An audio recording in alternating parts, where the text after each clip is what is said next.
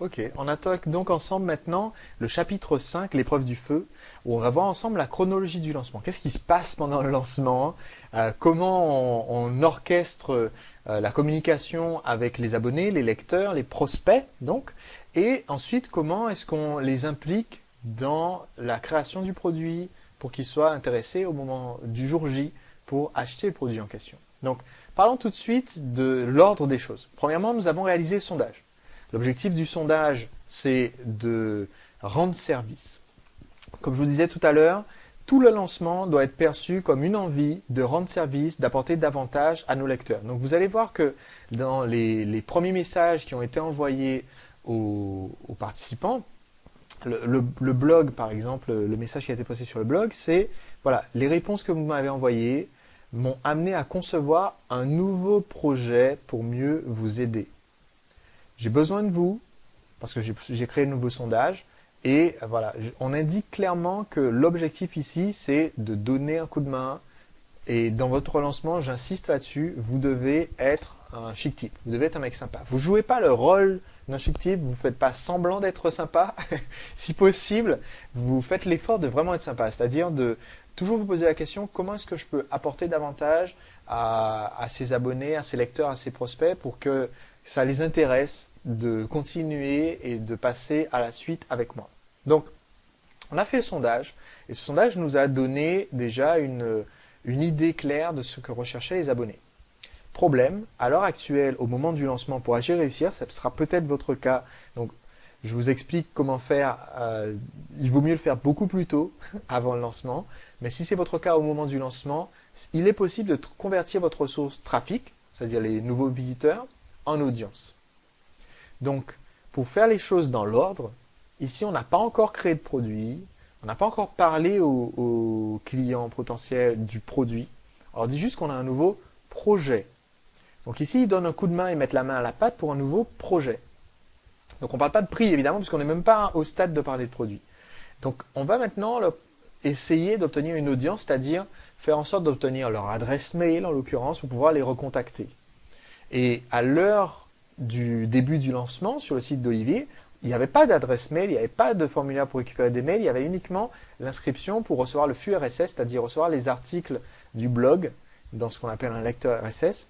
Mais c'est pas tout le monde qui utilise ça et c'est moins flexible que de pouvoir contacter le prospect par email. Donc, notre objectif, c'était ici de créer une liste en capturant les adresses email.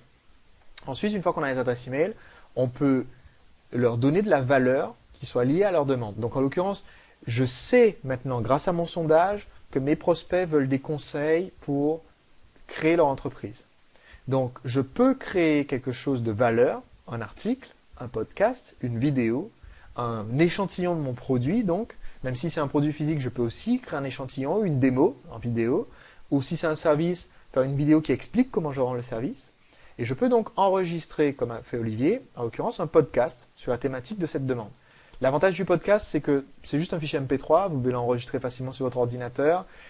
Croyez-le ou non, pendant très longtemps, j'ai utilisé un outil extrêmement professionnel pour enregistrer mes podcasts en MP3 que vous pouvez voir ici.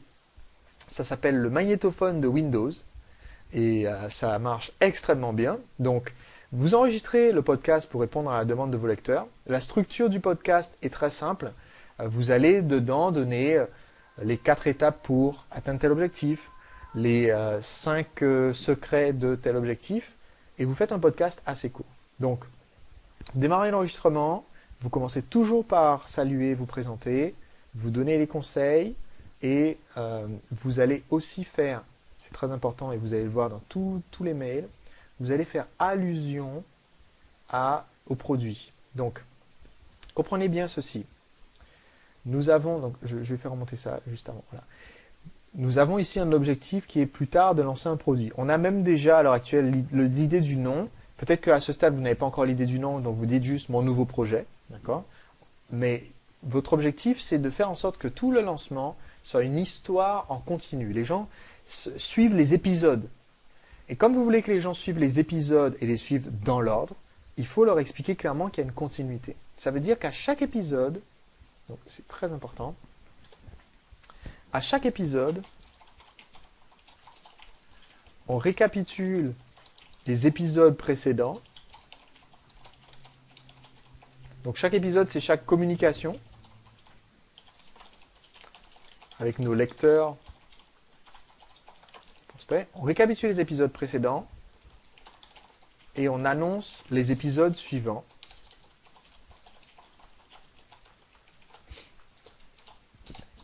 Et on lit le tout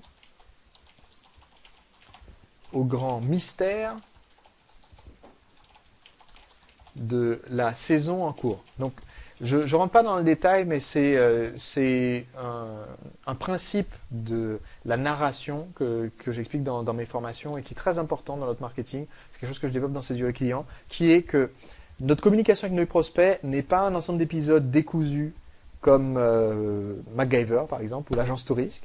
C'est au contraire une histoire dans laquelle on veut que les gens s'impliquent et on veut que les gens continuent à rester accrochés devant leur télé à heure fixe tous les jours. C'est pour ça que ça fait maintenant plus de 20 ans, je crois, qu'il y a Amour, Gloire et Beauté et les séries qui sont un petit peu à côté, et que MacGyver a disparu.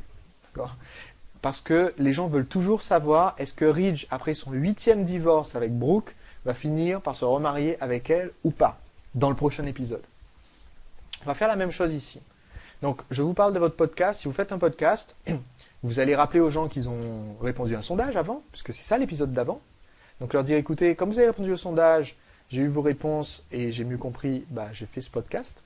Et à la fin du podcast ou dans le podcast, vous allez parler de la suite du projet. Donc, ça donnera quelque chose comme « Bonjour, je suis Olivier Roland, créateur de Des livres pour changer de vie. Et au cours de ce podcast, j'aimerais vous donner des conseils pour créer votre entreprise. En effet, vous m'avez répondu à un sondage très récemment en me disant que l'objectif numéro 1 que vous avez, c'est d'arriver à créer votre entreprise, de vous motiver. Et donc aujourd'hui, je voudrais partager 7 conseils pour créer votre entreprise et vous motiver. » Bon, ici, j'explique les 7 conseils. Et à la fin, je dis, voilà, vous avez donc maintenant des conseils concrets pour créer votre entreprise et rester motivé tout du long. Eh bien, très bientôt, je vous enverrai sans doute des vidéos à ce sujet suite à mon nouveau projet que j'appelle Agir et Réussir. Et donc, on se retrouve très bientôt pour la suite. Vous pouvez me laisser vos commentaires juste en dessous de ce podcast. Voilà, j'ai fini mon podcast et je peux le sauvegarder. Donc, quand vous faites ça, vous avez tout ce qu'il vous faut pour que les gens restent accros et qu'ils continuent à suivre les épisodes au fur et à mesure. Donc, voici ce qu'a fait Olivier. Il a enregistré le podcast. Et le but du podcast, c'est de récupérer les adresses des lecteurs de son blog. Donc, on rajoute le podcast avec un formulaire. Donc, on dit, mettez votre mail pour le recevoir. En l'occurrence, sur le blog, Olivier a tout simplement, il n'y avait pas ce formulaire à l'époque, Olivier a tout simplement mis podcast, 7 étapes pour vaincre la procrastination et rester motivé pour créer ou diriger l'entreprise. Rappel du précédent épisode. Le précédent sondage a recueilli des centaines de réponses. Merci à ceux qui ont répondu. La diversité des réponses était hallucinante. Ça me permettra de mieux vous aider dans le prochain avenir. Un problème revient régulièrement, c'est la procrastination dans le cadre de la création de votre entreprise. Ce problème touche vraiment une grande majorité de mes lecteurs. C'est pourquoi j'ai décidé de créer un projet entièrement dédié à cela afin de mieux aider ceux qui le souhaitent à accomplir l'objectif. Donc, j'annonce les prochains épisodes, c'est le fameux projet. Et de créer un podcast pour vous donner un aperçu, pour lutter contre la procrastination. Et ça, c'est aujourd'hui. Vous pouvez le télécharger gratuitement. Je vous envoie le lien par email. Donc, il y a la flèche. Indiquez à moi à quelle adresse je dois vous envoyer ce podcast. Et il y a le formulaire pour recevoir le podcast. Donc, c'est tout simple. Il a créé cet article.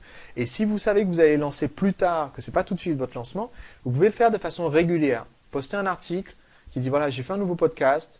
Mettez votre mail pour le recevoir avec un petit formulaire dans cet article-là. Vous pouvez faire ça, par exemple, une fois par semaine. Si vous faites ça assez régulièrement, vous allez donc avoir un certain nombre d'articles qui travaillent pour vous, comme ça, toute la semaine, et qui continuent à vous ramener des nouveaux abonnés pour votre mailing list de lancement. Donc, cet envoi, ce mail, avec le tout premier podcast, est parti le 3 décembre. C'est la première communication, donc c'est pas un mail en fait à l'origine, c'est la toute première communication qui est envoyée par rapport à ce projet Agir et Réussir.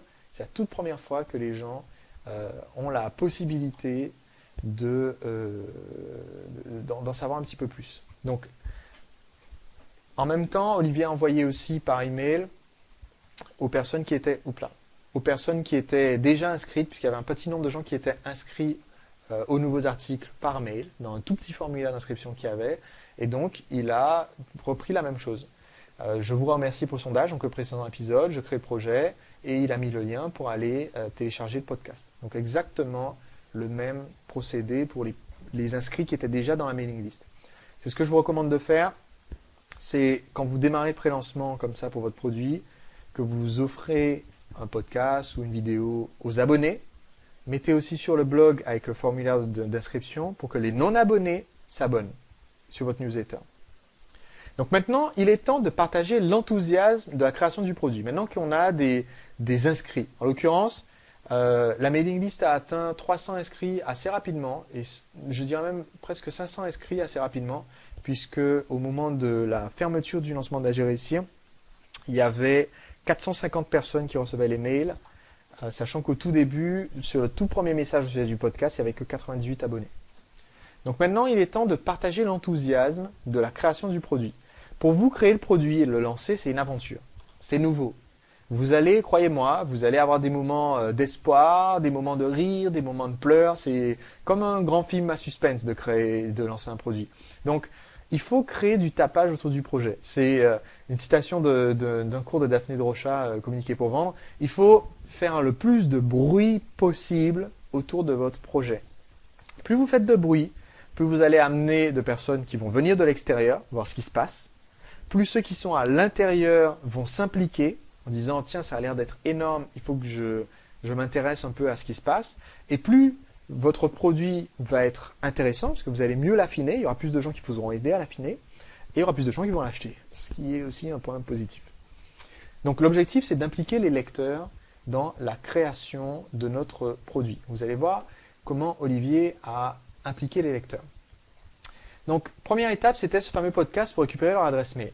Ensuite, maintenant qu'on a leur adresse mail, on peut les contacter. L'objectif, c'est d'obtenir leurs conseils sur ce qu'on a commencé à créer comme produit. Donc, on va tout d'abord rajouter une nouvelle vidéo. Le but de la nouvelle vidéo, c'était un petit peu la même chose. C'était d'obtenir à nouveau les emails des lecteurs. C'était aussi pour Olivier de découvrir le média vidéo et de faire, c'est la toute première vidéo, c'est un gros dossier, s'il vous plaît, gros dossier. Toute première vidéo d'Olivier Roland présente sur Internet. C'est donc la petite vidéo où il annonce qu'il faut mettre son mail pour recevoir la vidéo en plus long. Donc, bonjour, c'est Olivier du blog des livres pour changer de là, il vie. dit, voilà, Bienvenue. bonjour, Je viens juste de bienvenue. publier une vidéo dans laquelle je vous présente 7 livres Alors, je proteste parce qui me qu'on avait dit semblent qu'on n'allait pas la indispensables. montrer. Hein? Mais bon. Non, mais je veux montrer que tout est possible. Alors, on va écouter un petit peu ce qu'il dit.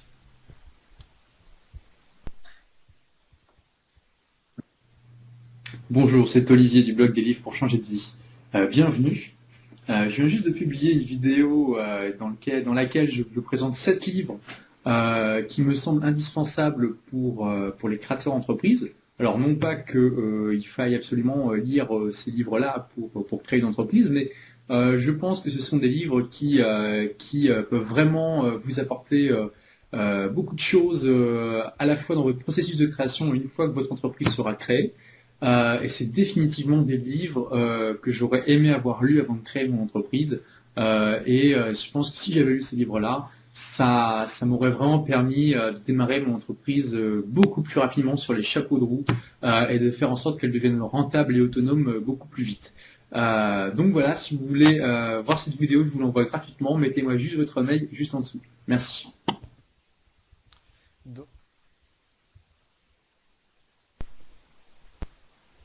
Donc comme vous pouvez voir, c'est vraiment une vidéo qui est très simple. C'est le tout début, c'est la toute première vidéo. Et au début, voilà, on voit que c'est pas une vidéo prompteur, mais Olivier a son message, il sait ce qu'il doit communiquer, il le communique dans la vidéo.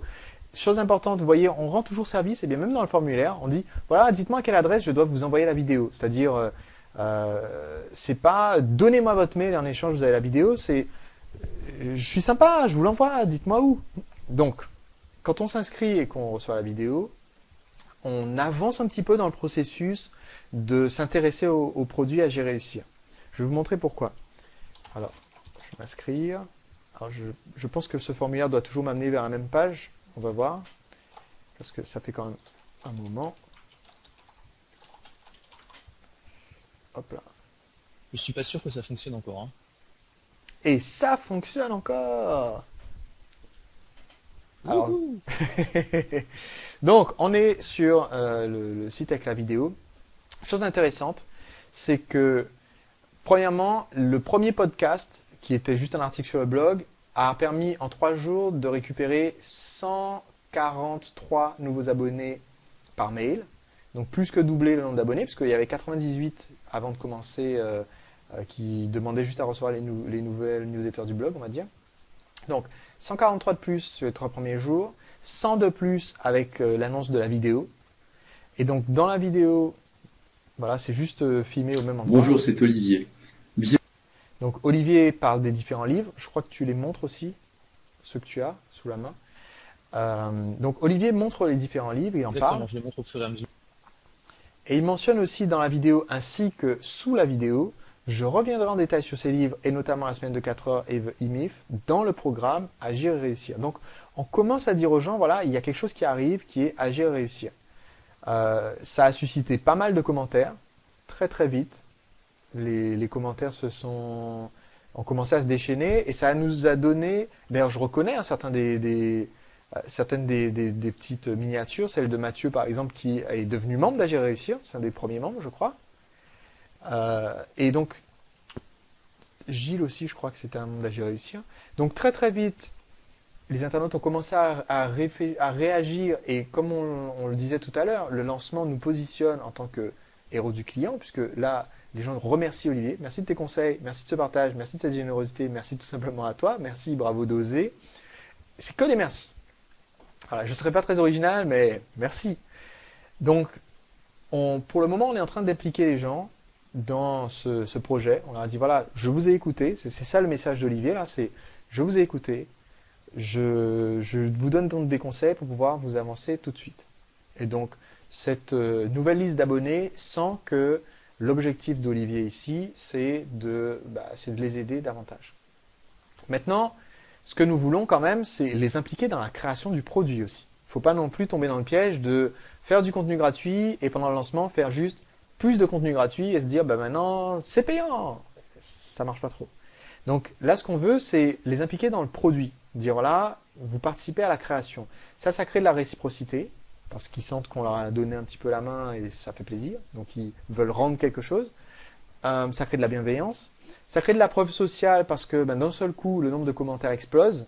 En l'occurrence, je ne crois pas qu'avant cette séquence-là, tu aies eu d'articles à plus de 100 commentaires, Olivier.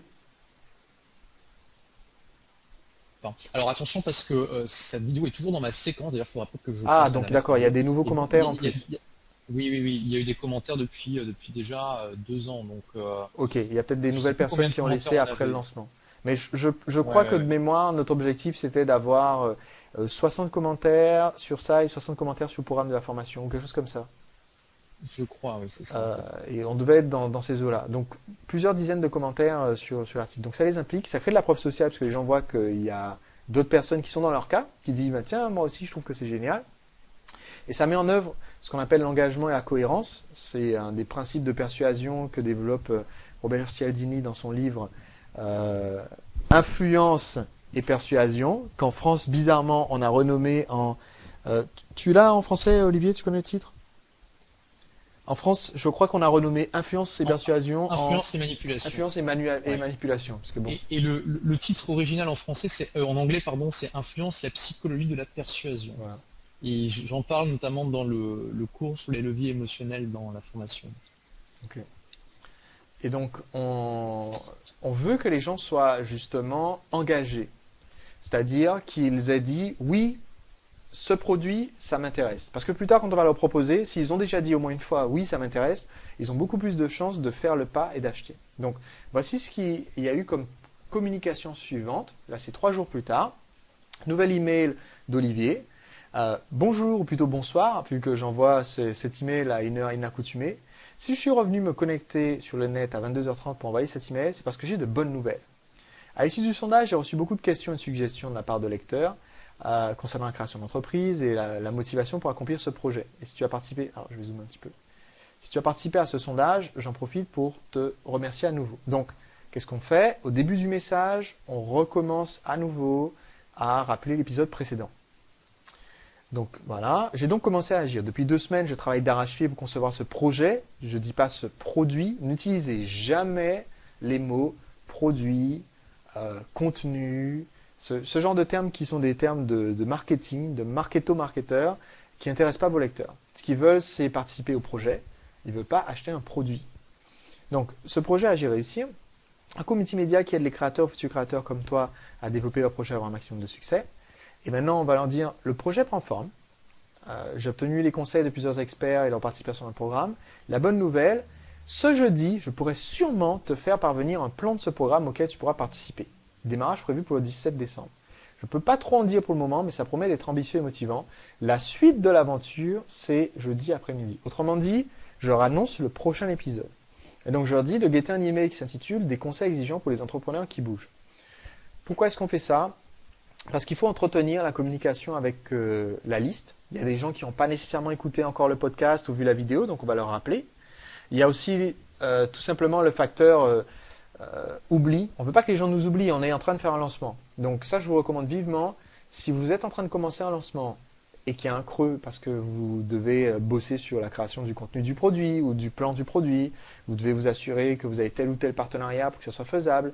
Si vous êtes dans cette situation où il va y avoir un creux, un moment de pause, il faut absolument continuer à communiquer avec la liste, avec les gens qui sont en train de suivre le projet. Il ne faut pas sauter un épisode. Si dans votre série préférée, vous asseyez devant la télé mardi, il n'y a pas l'épisode, ils l'ont remplacé par quelque chose d'autre, vous réessayez encore mercredi ou jeudi et il n'y a toujours pas votre série, vous allez vous dire juste, bon, ils ont dû laisser tomber ou changer de programmation et vous ne vous asseyez plus devant la télé. Là, c'est la même chose, vous voulez que les gens restent accrochés et restent focalisés sur votre projet.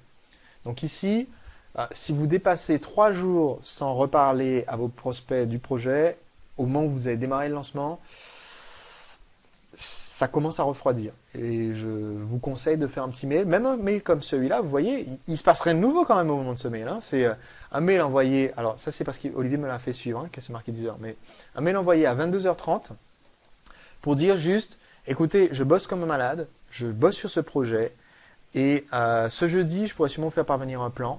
Et je vous envoie le plan par mail et voilà le titre de mon mail. C'est juste pour dire, regardez bien, c'est à telle heure, sur telle chaîne qu'il faut vous connecter pour recevoir la suite. Très important. Ensuite, deuxième point essentiel, comme je vous disais, on explique aux gens ce qui s'est passé dans l'épisode précédent, ce qui se passe dans les prochains épisodes, et on leur rappelle régulièrement à quel moment a lieu le point culminant de la saison. Le point culminant, c'est le 17 décembre, c'est le démarrage, je ne dis pas ouverture des ventes, mais c'est l'ouverture des ventes le 17 décembre que j'ai prévu. Donc là, on en est encore à 2 semaines du 17 décembre, mais ça ne mange pas de pain, enfin un peu plus d'une semaine, mais ça ne mange pas de pain de le rappeler. Et encore une fois, le titre du mail, j'ai fait quelques heures sub pour toi, ça montre bien que qu'on bosse pour les aider. Donc voilà, Olivier est un chic type.